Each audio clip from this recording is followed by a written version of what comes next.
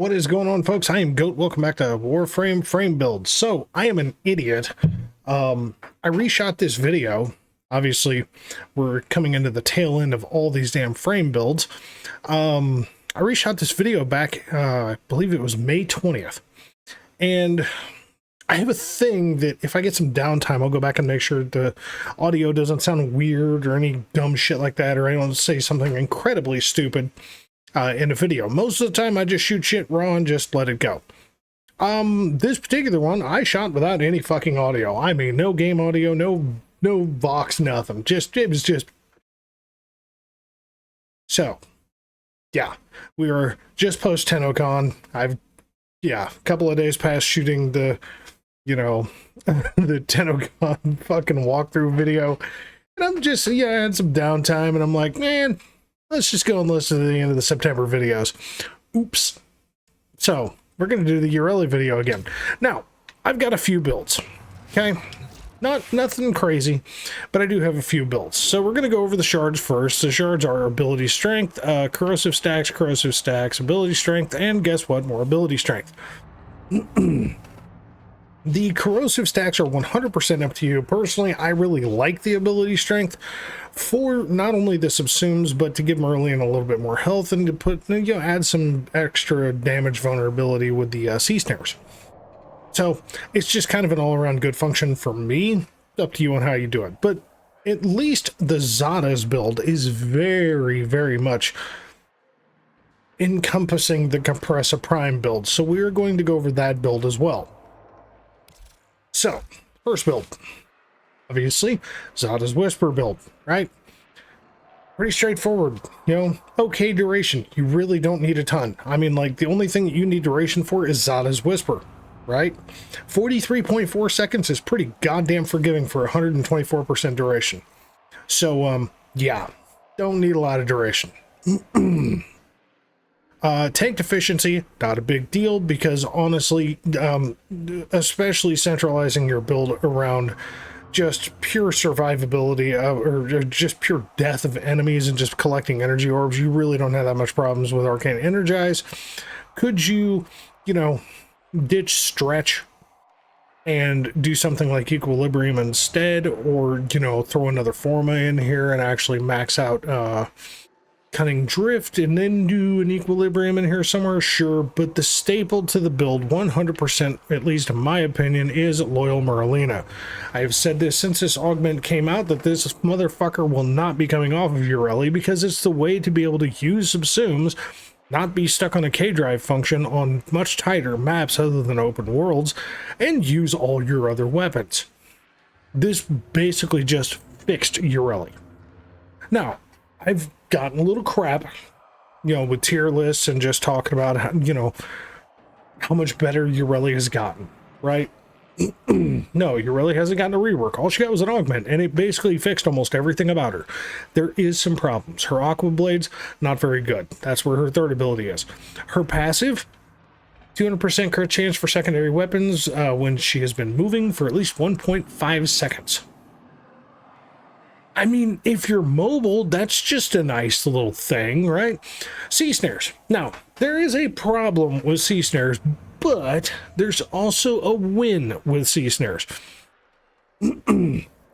So, you couple that potential critical damage that you get with your secondary weapon just by moving, couple that with the cold damage that's being applied by the sea snares, plus the damage vulnerability, because the cold damage is going to give you more critical damage against enemies that are taking critical hits. So you're just enhancing what the fuck you're doing from her passive to begin with. The problem with sea snares is that they're very stupid, okay? They just kind of may hit an enemy, they may not hit an enemy. They are a little dumb. But where they're not so dumb is with Merlina. Because with Loyal Merlina is just casting fucking, well, not just Loyal Merlina, because, I mean, here we are. Excuse me. Merlina follows you and casts sea snares on enemies with a 2-second cooldown. Now, with, running negative efficiency means your cooldown time is longer, but it's only 3.1 seconds. Really not a big deal. The funny part about this is that the sea snares from Merlina are a completely separate ability cast not from your frame, but from the ability itself. So it can actually double dip on an enemy. So you could actually have a Merlina sea snare and then one of your own sea snares both hit an enemy, a singular enemy, and that poor bastard just dies. So you basically just get free sea snares. They may hit an enemy, they may not. It kind of doesn't matter, okay? Like I said, Aqua Blades, I think Aqua Blades are dog shit. You know, if you like them, that's great. I just think that they don't scale worth a shit. And they're just not very good. It's really not. And then we got Riptide. Now, Riptide did get fixed. Thank God. Because as you see in the animation, Riptide used to just group enemies up, which is fine, but then when Riptide blew up, it just flung enemies everywhere. Now, I mean, most of the time they're dead anyway, but, you know, Riptide just basically does a better job at not flinging them across a fucking map. It does kind of throw them a little, but nowhere near as bad. So this is the Zados build. Guess what? The Eclipse build is the identical build except for having Eclipse instead of Zados. Now, that might seem a little stupid, okay? I don't disagree with the thought process, much like the Nova build that I showed you. Basically, when you get a damage reduction ability and you apply it on top of a main function damage reduction. So, Merlina gives you 90% damage reduction. Eclipse gives you 75% damage reduction. No, that does not give you 165% damage reduction, basically taking no damage. Basically what it does, it cuts it down to 10%. Okay, so 7.5. So it puts you in this really cool range of, you've got basically a companion that's giving you 90% damage reduction, plus you get an additional 7.5 from Eclipse. It's just added survivability on top of having Worm Prime and, you know, adaptation. You pretty much just don't fucking die with this build. And then we do have Breach Surge. Now, Breach Surge, a little bit of a different deal. Breach Surge, because we don't need duration with this at all. Like, you don't really want duration, because it's just going to blind them for however long it is anyway. Yeah, I mean, just basically cast Breach Surge, you know, hit them with a Sea Snare, pull them into the Riptide, open fire, they're all fucking dead, and the radiation balls just go zinging inside of the Riptide, out of the Riptide, just fucks everything up in the area. What we're going to show off is the Zados build, because this is the one that I truthfully have the most fun with.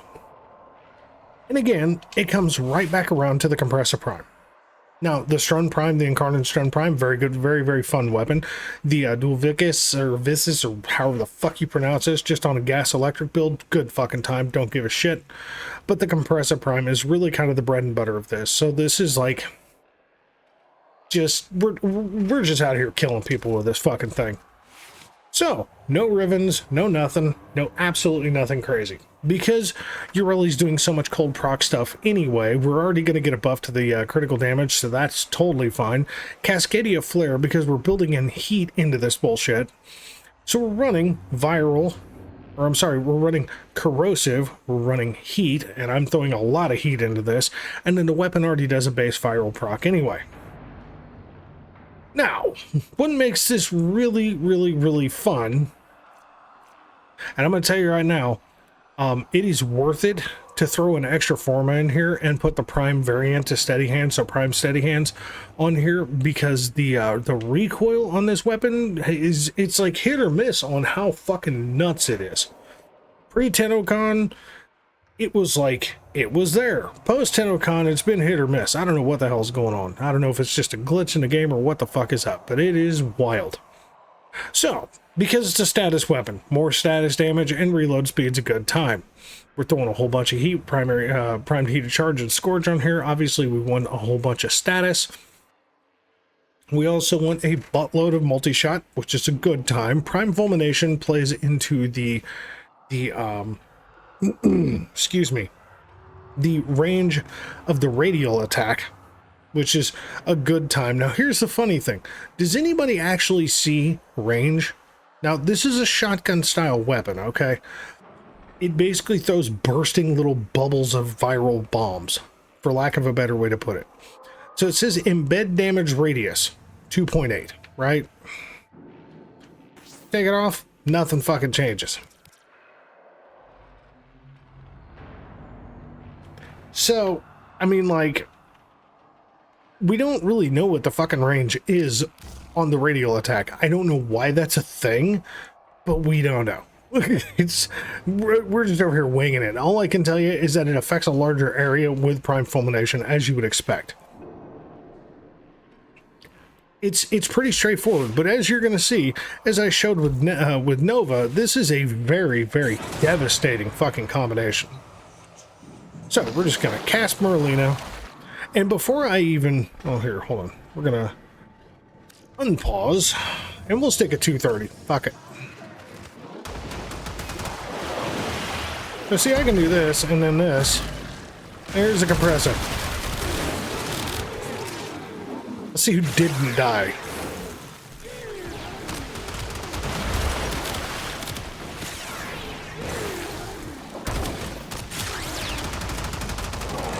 Fuck you. How did I miss you at point fucking blank range? I mean, like, there's so little effort to it, you know? And we can't... Yeah, I know. Target obstructed.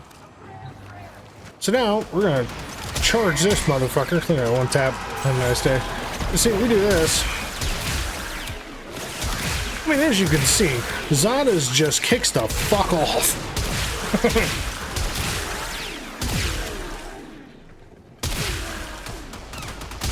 So it's not like the build is completely, wholly focused around just a compressor.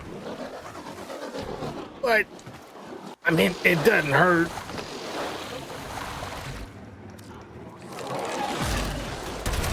I mean, look at this.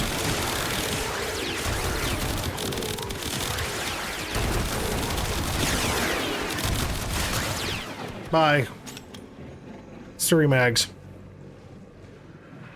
Just wiped out a whole group of 230s.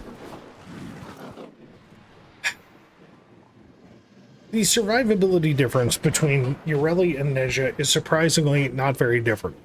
Okay. Do I need to run Worm Prime? No. I've got adaptation and I've got 90% damage reduction and I have Arcane Grace. The reason that I run Worm Prime is because unlike Neja, I don't build into the health on Yareli, so I do want a little bit of an extra buffer there.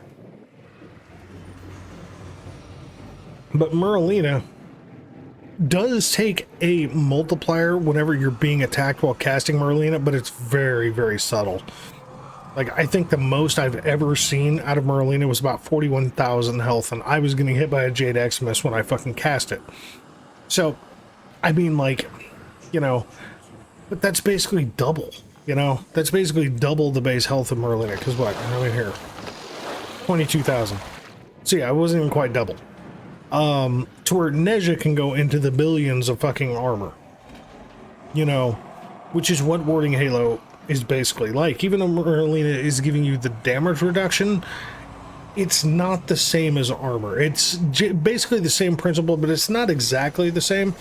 But Merlina in herself is an okay supplement that at least gives you something extra, because the only really good thing that Warding Halo gives you, aside from the base armor amount that you get if you're not being touched, and then the basic absorption multiplier that you get with Warding Halo, it's also if you run into somebody or if some idiot runs into you, they take a slash proc. Personally, having this thing just casting damage vulnerability, in my opinion, is better than applying a minimal slash proc to an enemy. Now, the thing that kills me about this whole situation is that Yareli gets so much hate. And I was a huge Yareli hater. Okay, really was. But I gotta tell you, I really, like, my personal opinion, okay? My opinion for the Yareli hate is very simple. It's Merlina. It's Merlina. You take loyal Merlina out of the equation, and there's pure hatred. That, and then the quest itself, Wave Rider, has just put such a bad taste in players' mouths that they just don't really want to give the frame a chance when they don't really understand there is a lot of survivability with this frame. And there's a lot of just general, just killing capability with this frame. So, I don't know. You take the information for what you will.